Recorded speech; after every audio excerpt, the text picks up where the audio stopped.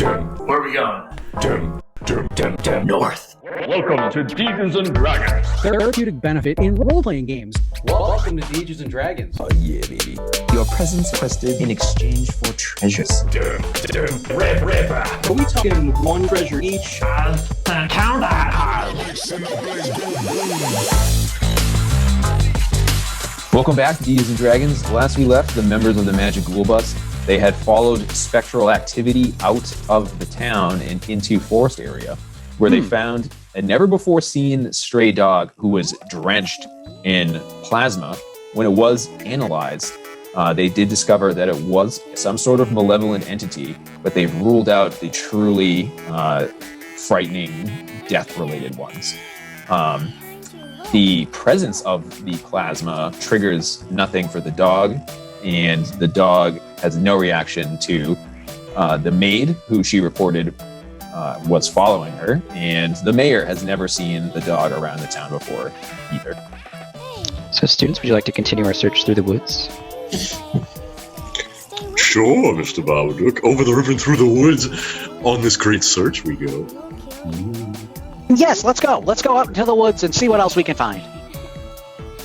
So from the where you were, you followed the trail here. So there could certainly be that same presence other places in the town.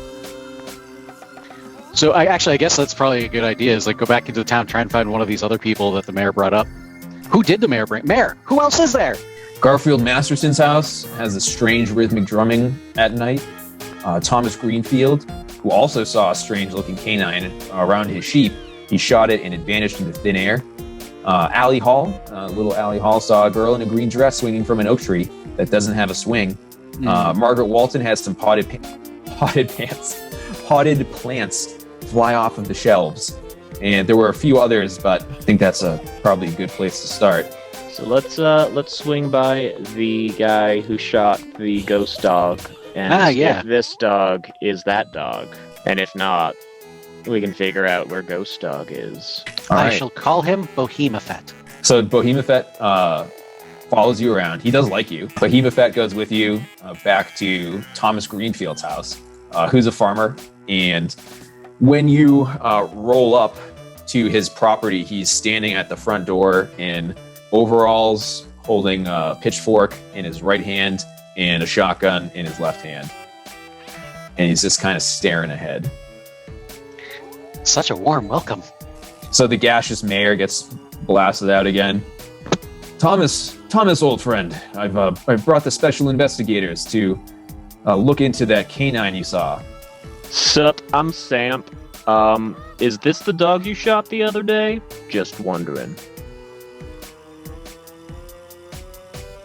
Okay, now are you just nodding your head up and down for yes, or are you looking at the dog and then back looking at me and then you forgot what the dog looked like and you went back to the dog?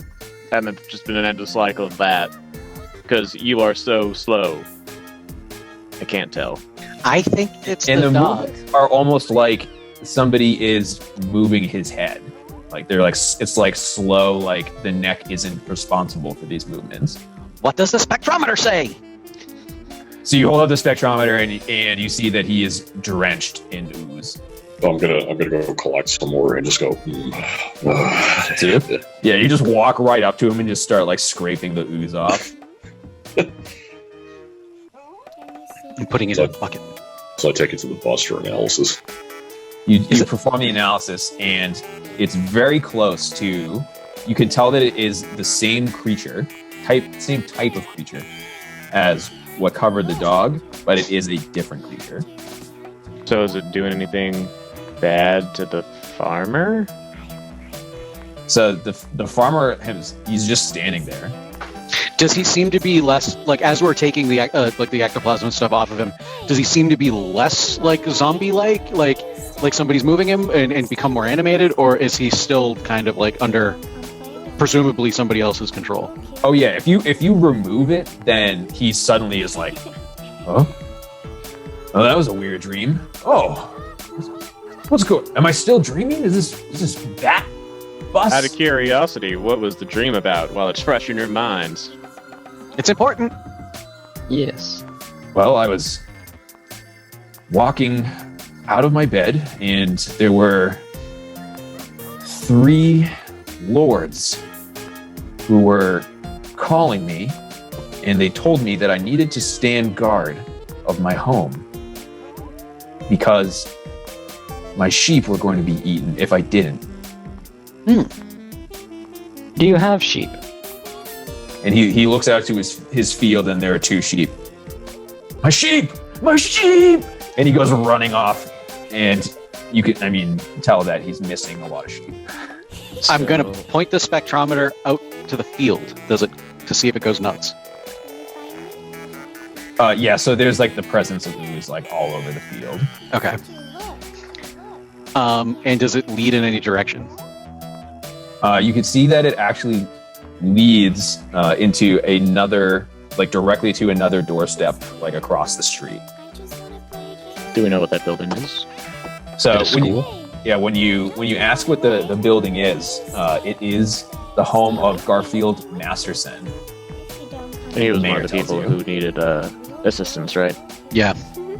So I'm going to just kind of mosey on over there. I'm going to knock on the front door with my horse behind me.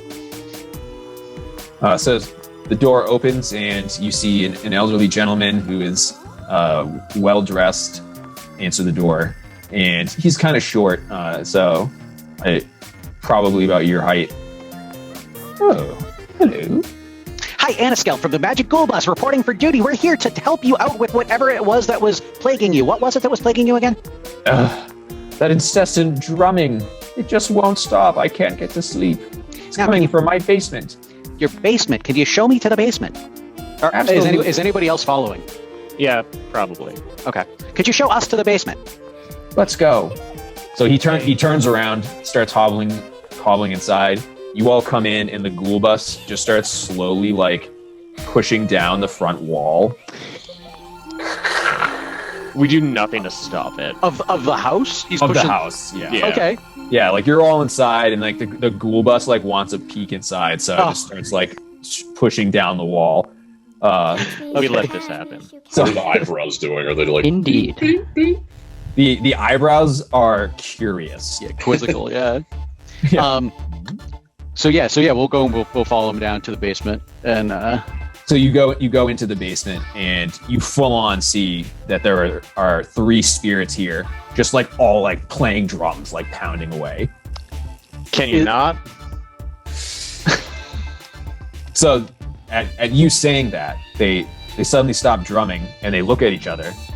Well, Burps, it looks like this one can see us. And then so one's particularly skinny, one is like belching and there's like green gas around him, and one is just like super greasy looking with like fake hair slicked backward. Yeah, I say so, Skinny. I think these guys need to be taught a lesson not to interrupt some drumming. not all of us are guys. I think that these clowns need to be taught a lesson about interrupting our drumming. We're not clowns. We're the Magic Ghoul Bus. Yeah, not all of us anyway. Speak for yourselves, specters. So you come in, and the ceiling above you, not directly above you, but like where the entrance is, begins to shake. Above me or everybody? No, Do we so have like any you like means walk to into the deal house, with, went Yeah. downstairs, and you're at the base here. Back where like the entrance of the house is, the rumbling's happening there. Oh, and it's not the ghoul bus that is pushing down the house? Oh, it's probably the ghoul bus. Okay. So yeah, I'm going to issue a command to the ghoul bus to stabilize, please. And So you prepare for shout encounter. Yeah, you shout that, and the rumbling stops. Thank you, ghoul bus. So these 3 spirits look like they want to fight you. So, do we have any means to deal with said spirits? Like either on our persons or on the school bus? I have a scythe. We have lots of means to deal with spirits. Yeah. Is your scythe ghost touch? It is ghost touch. Oh. Oh, should I throw no, or not throw the scythe? I could throw the scythe. It comes back to me. Yeah, we'll come back. So the one that was like, I think we should teach him a lesson, whichever one that was, or teach them a lesson. And I corrected him, saying we're not all guys. I'm incensed because he didn't acknowledge me. Acknowledge me. I'm gonna take the scythe and just I'm gonna throw it almost like a boomerang at all three ghosts, all three specters, whatever they are, and using, I mean, the scythe, as it is called, it physically returns to me afterwards. So it would be almost like an exact boomerang. Slice, do its thing, come back to me, depending on. Yeah, this is a classic move for you. And at this point, Billy Barbadook would officially hypothesize that these particular ghosts are in fact poltergeists, where they basically survive off of disturbing the peace rather than killing people. So your intent is essentially to maim all three of them with your superpowered scythe, and by hurling it at them. So we'll begin that. So that'll be, say that that's like increased difficulty because you're trying to hit all three simultaneously, and they will make their attempts to dodge it as well. So we'll roll that up. It's the D12. All right, and that would be a 4 on the die plus a 6, so that would be a 10. 10. All right, so you take it and you hurl that thing at all three of them, and they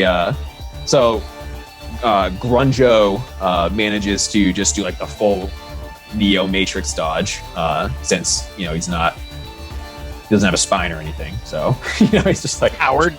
Yeah, just bends backward. Skinny does the opposite, like he jumps like horizontally and like it barely misses him, and Burps in the middle there, he just kind of takes the blow. So he gets a setback, like it cuts right through him, and he lets out this loud belch in surprise, and then you summon it back to you, and he turns around and is like, oh, it slices him again. So he's now just kind of floating in three parts with this miscellaneous green gas, kind of holding his whole essence together. All right, so what else will the members of the Ghoul Bus like to do? So I want to prepare the Ghoul Bus. The Ghoul Bus has a form called the Succubus, which is basically a giant vacuum for sucking up ghosts. So I want to get that process started. Yeah, so that's going to be... Samp is a 100% going to be assisting in this endeavor because the Succubus is his favorite part of the Ghoul Bus. Is it one of those bagless vacuums, or is it one of those? No, there's a giant. Like one of those, like it's like a stick. It's a pain in the ass to change every episode. Exactly. Like the maintenance guy at the school hates me. Can you make Z do it? As Z has to do it. So Billy Barbadook takes out, like a little like contraption in his hand. It's like just basically like a calculator. Starts pushing some buttons and says, "Ghoul Bus, engage Succubus." And at this point, like you start to hear like all these loud noises where it's, like you've heard it before. Just preparing this for him. Samp wants to assist in this, so Samp team tactics. Yeah, say with Samp's tactics and strength would know like the best possible way to either usher them forward into it or like the hole to create in the ceiling where it wouldn't just like collapse the whole structure. Mm-hmm. And I guess it will just depend on kind of what Robert Ghoulee wants to do in this scene. So which one is like closer to me? Which of the? So they're all fairly close together. I mean, you can easily reach any of them, but you got Burps is like cut in 3 pieces right now. Yeah. Grunjo and Skinny are both post dodge right now. So and the bus is being prepared for Succubus by both Barbadook and Sam. So I'm gonna use my super nails. That's the move. Extending paralyzing claws. So, and I'm going to inject them, or just go in their neck. Nice. So your intent is to just paralyze them so they'll easily be sucked up into exactly. Succubus. Okay. All right. So I'm going to roll, and that is a 10. So that's an 18. 18. Nice. So you come forward and you just basically do like the Wolverine, like stab them, or like wave through their bodies with the claws. And you can tell that like some of your paralyzing magic essence, whatever it is left behind as they just kind of become rigid despite being spectral. So while they're frozen in place, you see Samp just like charge by and goes and does a football tackle, and with his strength upward into the ceiling, and smashes through the ceiling in the one spot where the vacuum is primed and ready to go, and just tosses them straight up into it, and then lands with some sort of NFL pose. Definitely. So as I'm stabbing them, I'm just gonna go, yes. Oh, Clay. So then you just hear kind of like clapping from aboard the bus. Mumsy's been aboard the whole time and was just like, yay. So you have Donna is still with you. Garfield is there, and the mayor in his steam form. Oh well, like I guess that solved it. There were these three poltergeists were going around possessing things. Yeah, so she had to die. Yeah. It is unfortunate I had to die. So just And got any like last request or something? I mean, I think you got like 16 hours left or something like that.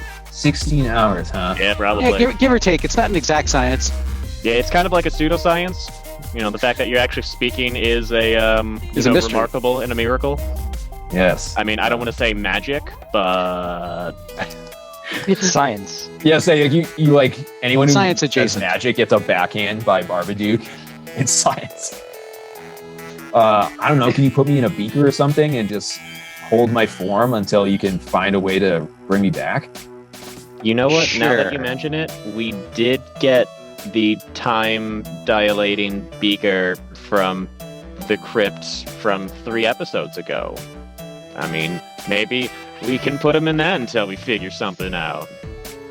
That is still on the bus. You are correct, Samp. That'd be great because honestly, like as the mayor, I can't reward you for this accomplishment if I'm dead. You know what? You drive a hard bargain. We will use this ancient artifact to preserve your unlife, so we, in fact, can also regain some monetary reward. Please, gonna be- right this way.